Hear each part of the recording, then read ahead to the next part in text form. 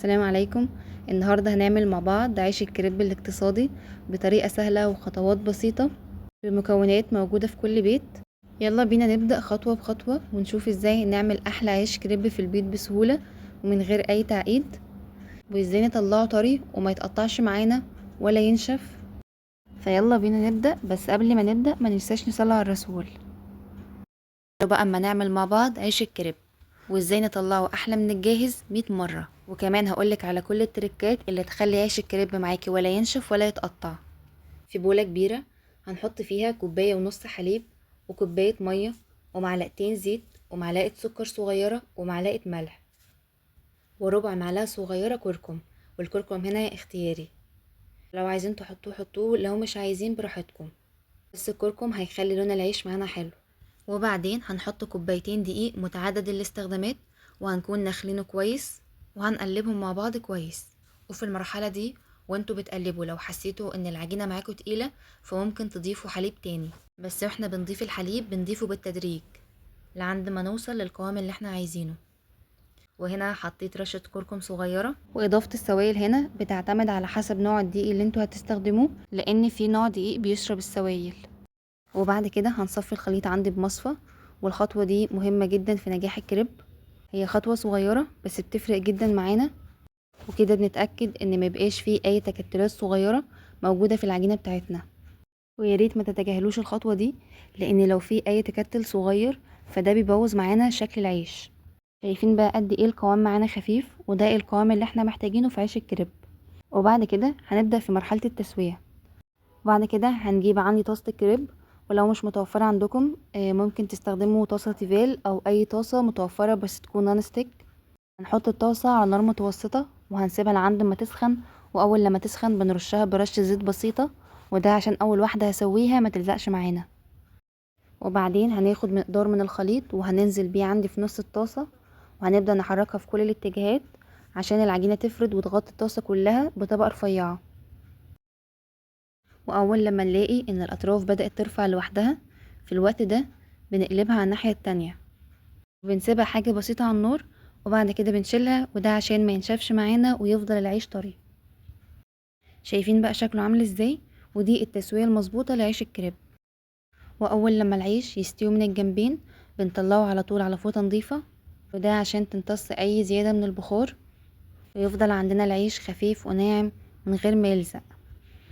وبعد كده هنسوي كمية العجينة كلها بنفس الطريقة، بناخد كبشة او كبشتين من العجينة ونحطهم عندي في نص الطاسة ونلف الطاسة بسرعة، وده عشان الكمية كلها تتوزع في الطاسة ويطلع معانا العيش السمك بتاعه يبقى رقيق مش تخين. واهم حاجة ان احنا منكترش من كمية العجينة اللي احنا نحطها في الطاسة، هما يدوب كبشة او كبشتين، وده عشان العيش يطلع معانا سمكه رقيق مش تخين. وده اهم سر عندنا في الكريب، ان العيش لازم يطلع صغير ورقيق. اول لما بنلاقي ان الاطراف بدأت ترفع كده وتاخد لون ذهبي خفيف، على طول بنقلبها على الناحية التانية وهنسيبها ثواني بسيطة لعند ما تكمل التسوية بتاعتها، وبعد كده هنرفعها عندي من على النار. وبعد كده هنكمل تسوية العجينة الباقية بنفس الطريقة، ولما تستوي بنرفعها على طول من على النار ونحطها على فوطة. والفوطة هنا مهمة لانه هيخلي الكريب يفضل مرن وسهل يتلف او يتعمل سندوتشات. بالرغم من قد ايه ان هي حركة صغيرة، بس بتفرق جدا في النتيجة النهائية. هتلاقي الكريب طالع معانا زي المحلات، طري وخفيف وسهل في الحشو وكمان التقديم. واهم حاجة ان احنا ما نرصش العيش فوق بعضه وهو لسه سخن، وده عشان ما يلزقش معانا ويعجن. والافضل ان احنا نفرد كل واحدة. وانا هنا استخدمت فوطتين، فوطة فردت عليها العيش وسبته لعند ما يتهوى شوية ويبرد، والفوطة التانية رصيت عليها العيش بعد ما برد، وده عشان ما يلزقش معانا او يتقطع. وياريت واحنا بنسوي الكريب ان احنا نسويه على نار وسط، يعني ما نسويهوش على نار عالية، وده عشان ما يتحرقش معانا، وكمان ما نسويهوش على نار هادية عشان هياخد وقت كتير في التسوية، وكمان العيش هيطلع معانا ناشف.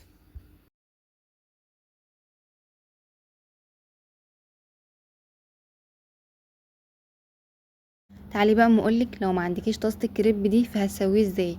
هنجيب اي نوع طاسة بس لازم يكون نون ستيك، وافضل طبعا حاجة هنستخدمها وهي الصواني التيفال. هنجيب طاسة تيفال وهنسيبها على النار لعند ما تسخن، وهرشها برشة زيت بسيطة، وده عشان اول واحدة هسويها ما تلزقش عندي في الطاسة. واول لما الطاسة تسخن كويس بناخد كبشة او كبشتين من العجينة وبنحطهم في نص الطاسة، وبعدين بنلف الطاسة بسرعة عشان العجينة تتوزع في الطاسة كلها. ويا ريت ما نكترش من كمية العجينة اللي هنحطها، هما يدوب كده كبشتين، وده عشان ما يطلعش العيش بعد كده معانا تخين. وده اهم سر في الكريب، ان العيش بتاعه لازم يكون رفيع ورقيق.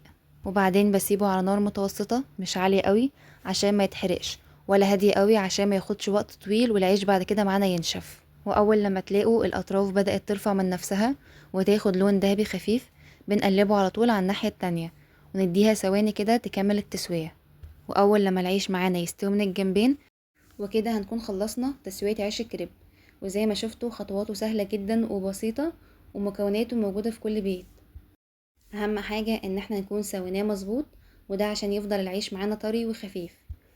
ودلوقتي عيش الكريب بقى جاهز معانا، نستخدمه زي ما نحب، نعمله حلو او حادق، نحشيه شوكولاتة او جبنة او فراخ. الاختيارات مفتوحة على حسب ذوق كل واحد. شايفين بقى قد ايه العيش طري وخفيف وما بيتقطعش معانا؟ شايفين بقى قد ايه طريقته سهلة وبسيطة وما اخدش وقت كبير واحنا بنحضره، وكمان مكوناته اقتصادية جدا. وحقيقي العيش ده بيكون خفيف جدا وسهل التعامل معاه، وبيتشال بسهولة من الطاسة من غير بقى ما يتقطع. بس ده لو كانت العجينة عندنا مظبوطة. وشايفين بقى العيش ازاي طري وكمان ما بيتقطعش مننا. ولو وصلتم لعند هنا ما تنسوش تعملوا لايك للفيديو وتشتركوا في القناة وتفعلوا الجرس عشان يوصلكم كل جديد من فيديوهاتي. واشوفكم على خير في وصفة جاية.